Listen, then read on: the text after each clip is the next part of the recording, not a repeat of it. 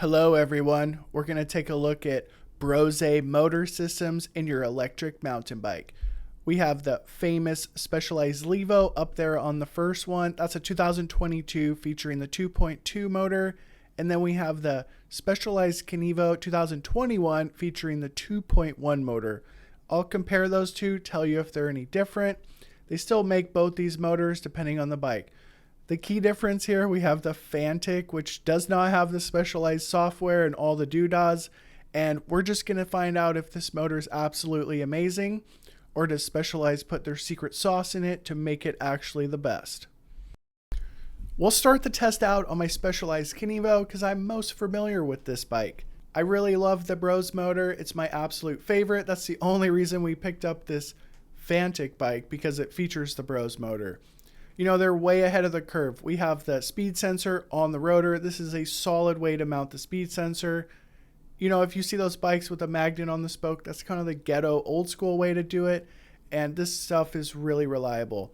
The older Kenevo 2.1 motor has the dumb display, and it's not the best, to be perfectly honest. Not super accurate, but it does the job good. Let's take a listen to the 2.1 motor in the older Specialized bikes.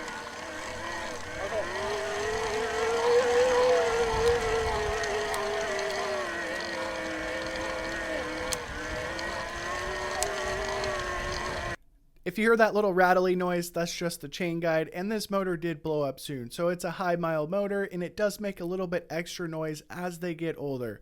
The Brose motors feature a drive belt, and that's what separates them from most because it's very quiet. Everything in life is give and take, and that belt does wear out, as I found out in a couple days when the motor did blow up. Next up, we're going to look at that 2022 Levo with the 2.2 motor. So it's the little bit newer one. I think it's a pound lighter, but I don't want to read you spec charts. Let's listen to it, compare it to the old one, and let me tell you how the feel difference is when descending and going uphill.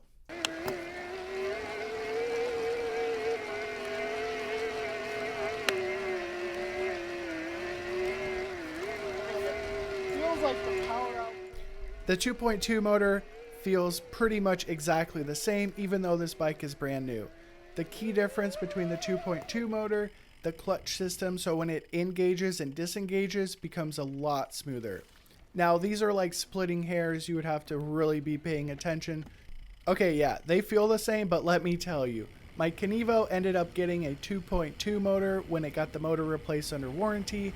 And let me tell you, the 2.2 motor gets substantially more range. That's not placebo.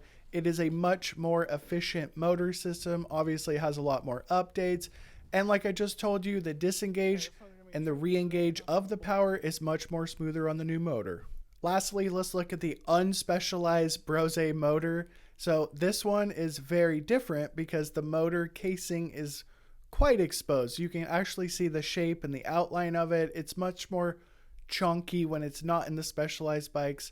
Specialized super refined this motor system, so let's check out all the native Brose systems.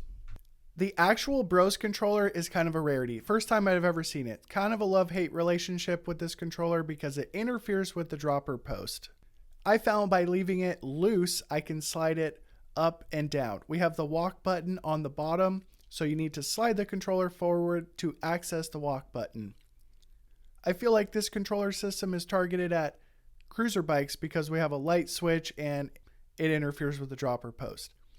The power settings in the native Brose controller are identical to Bosch. We have like Tour, Tour Plus, and Boost. I can't even remember the settings, but it's just like Bosch. They work fine. Let's take a listen to the Brose motor and see if it sounds different.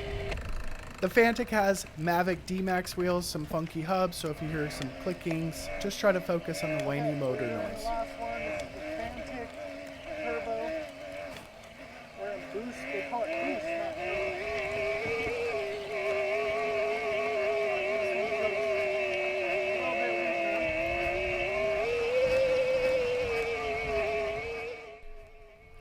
The power delivery of the Fantic bike feels identical to the Kenevo, so we can assume this is a Brose 2.1 motor.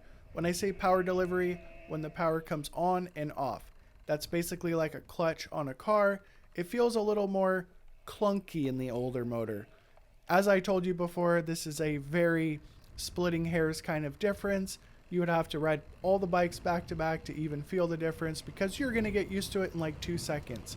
Most notably, the Fantic bike does not feel as strong as the Specialized, so we can assume the stock settings on the Specialized are increased. The charging port on all 3 bikes is identical. It uses the same exact charger, so you can use the Fantic charger to charge your Specialized bikes. Now, I definitely recommend the Brose motor because it's my absolute favorite. I think it feels the best, but it's not perfect. It's only going to last me 1,500 miles before the belt breaks up. I ride in turbo all the time and I'm a heavy guy. Okay, let's listen to all 3 motors in a row. We're going to go Kenevo, Levo, Fantic. Tell me if you can tell the difference. I can't. You just film me going up. You don't have to walk, just film me. Okay.